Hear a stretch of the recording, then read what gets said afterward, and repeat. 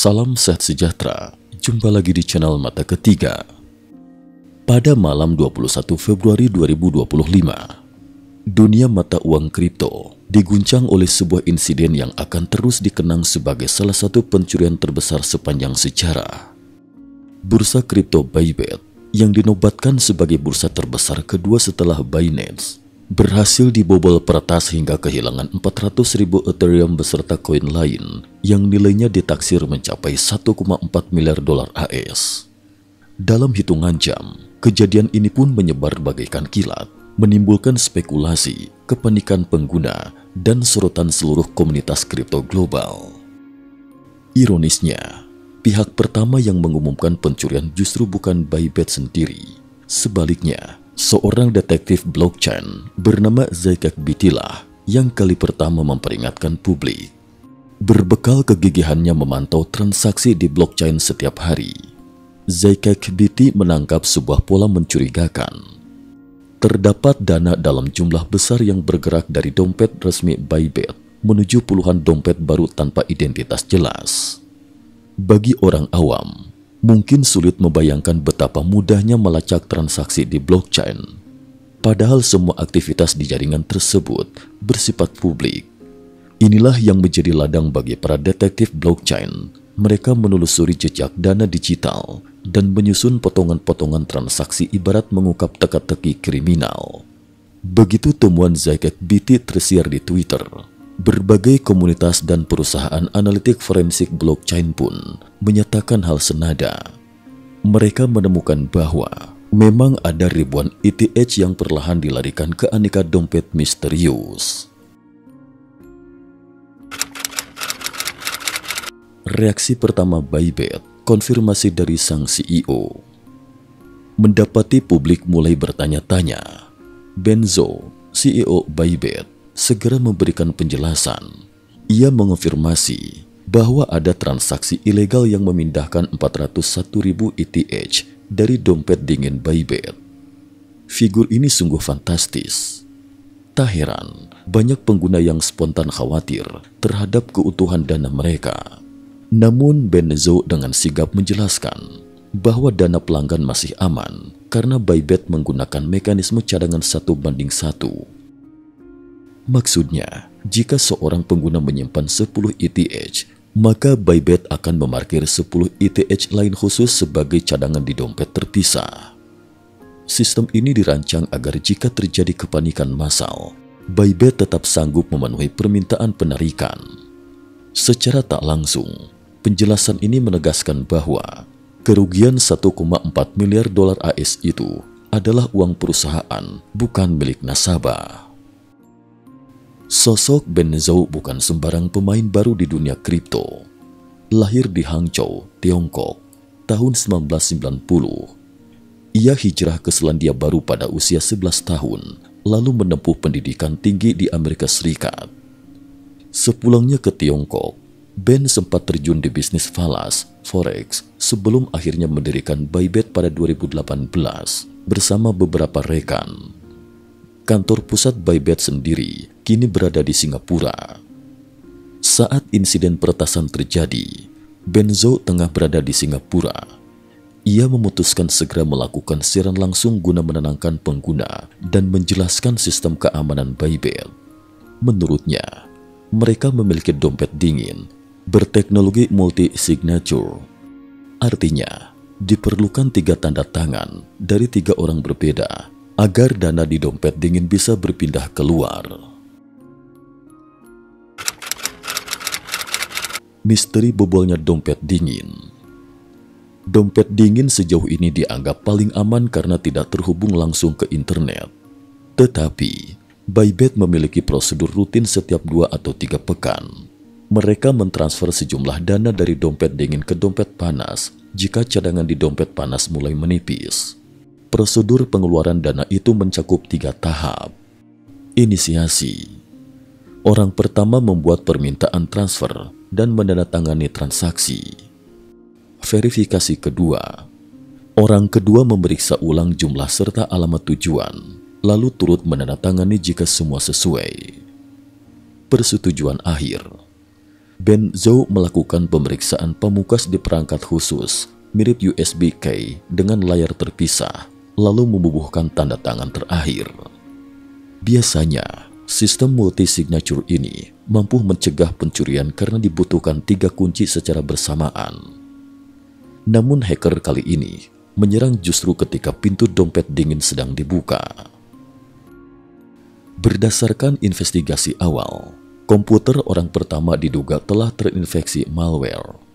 Saat ia membuka antarmuka untuk memeriksa nominal dan alamat tujuan transfer, tampilan yang terlihat di layar sesungguhnya palsu. Saat ia menandatangani transaksi, pada hakikatnya ia malah memberikan akses kunci pertama kepada peretas. Setelah itu, prosedur berjalan normal di mata orang kedua. Lalu ketika tiba giliran Ben Zhou memverifikasi alamat tujuan di perangkat keras, ia hanya melihat deretan karakter yang secara kasat mata sulit dibedakan. Jika tak mencurigai apapun, tentu mudah meloloskan transaksi menuju dompet gelap milik hacker. Begitu mendapatkan ketiga tanda tangan, sang peretas seketika menguasai seluruh dana dalam dompet dingin Bybit. Transaksi dilakukan dalam jumlah besar tanpa jeda, membuat pihak Bybit sulit melakukan pencegahan. Dalam hitungan jam, dana 400.000 ETH pun terseret keluar, menjadi sorotan besar di lanskap kripto global. Sebuah nama yang kian sering terdengar dalam kasus peretasan bursa kripto adalah Lazarus Group. Sosok bernama Zack Beatty beserta para pakar lain di komunitas kripto hampir serempak menuding kelompok ini sebagai dalang di balik pembobolan Bybit. Lazarus, atau dalam bahasa Tionghoa kadang dijuluki,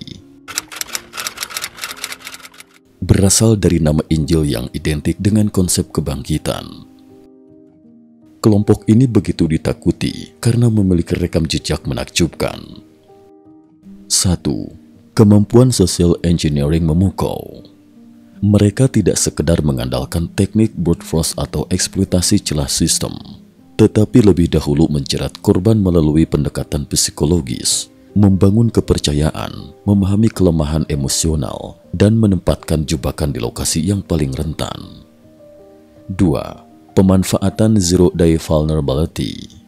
Lazarus kerap menemukan celah keamanan yang belum pernah diketahui publik, membuat perlindungan sistem reguler nyaris tidak berguna. 3. Kemampuan canggih menyamarkan jejak. Mereka sanggup menaburkan serangan palsu di berbagai lokasi sehingga menyulitkan pelacakan. Jejak di blockchain pun sering ditutupi dengan memecah transaksi, memutar dana lewat mixer, atau lintas rantai agar sulit diketahui ujung akhirnya. Sejarah panjang Lazarus dari Sony Pictures hingga bursa kripto.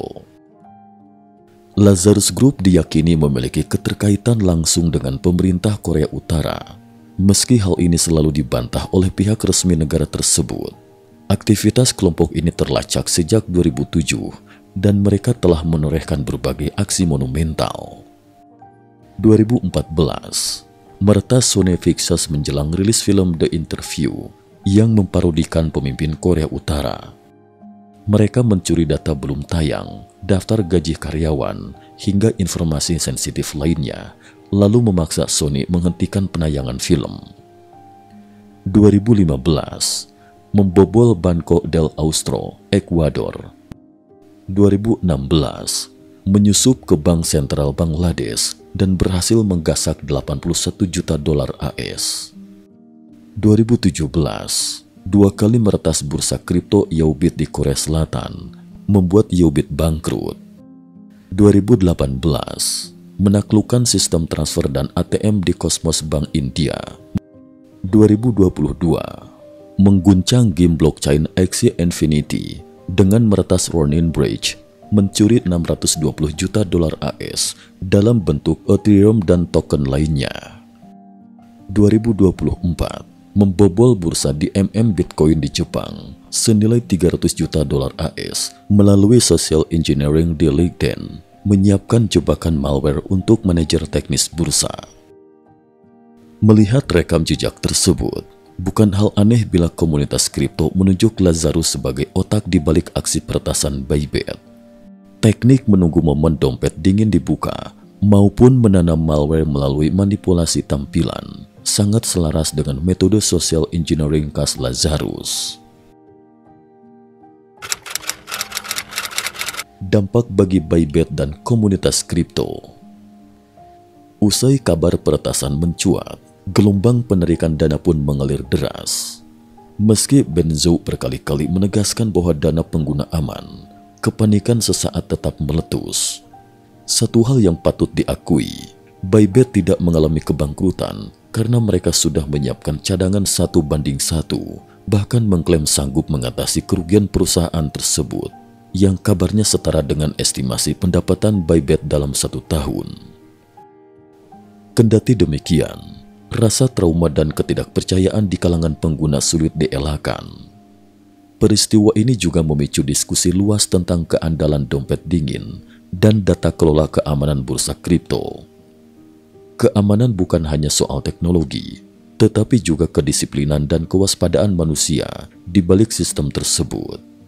Di era digital, sebuah peretasan dapat memindahkan dana hingga miliaran dolar hanya lewat beberapa klik, tanpa perlu proses fisik. Jejaknya pun bisa dipecah dan disamarkan dengan berbagai teknik pencucian uang berbasis blockchain, membuat pelacakan semakin pelik.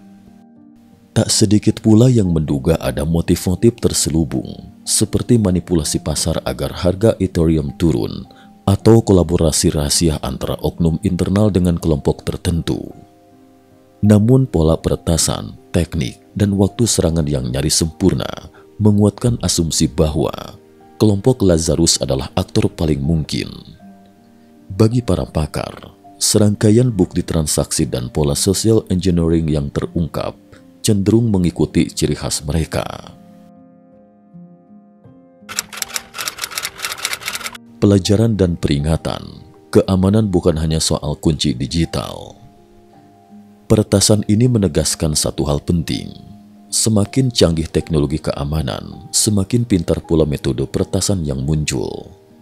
Dompet dingin dengan sistem multi-signature memang sulit dijebol secara langsung, tetapi celah psikologis dan sosial bisa menjadi pintu masuk yang jauh lebih efektif.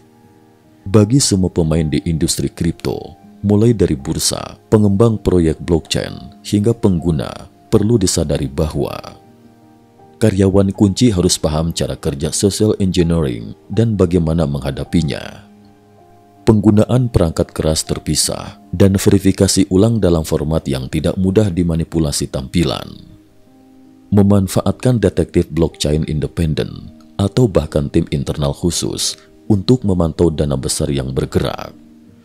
Menyadari bahwa keamanan sistem digital juga menyangkut budaya dan kebiasaan sehari-hari, termasuk mewaspadai tautan, file mencurigakan, hingga panggilan rekrutmen palsu. Insiden Bybit ini menjadi saksi betapa menegangkan dan rentannya lanskap keuangan modern yang berbasis kripto.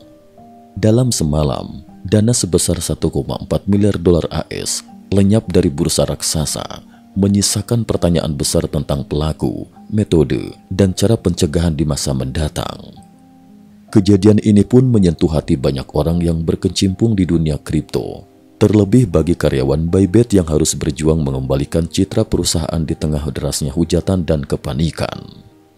Namun di sisi lain, keberhasilan Bybit untuk tetap beroperasi tanpa menghentikan penarikan dana, walaupun menelan kerugian pribadi sangat besar, menunjukkan komitmen untuk menanggung tanggung jawab terhadap para pengguna. Adapun Lazarus, jika benar merekalah pelaku, kembali mencatatkan aksinya di catatan kelam sejarah kejahatan cyber. Dengan segala risikonya, perkembangan teknologi kripto tak akan melambat begitu saja. Justru, insiden semacam ini akan memaksa industri untuk berinovasi dan memperkuat mekanisme pertahanan. Pada akhirnya, harapan terbesar adalah terwujudnya ekosistem kripto yang lebih aman, transparan dan handal, di mana kasus Bybit bisa menjadi pelajaran mahal yang mendorong standarisasi keamanan lebih ketat demi melindungi para pengguna dan investor di seluruh penjuru dunia. Cukup sekian dulu. Terima kasih atas perhatiannya.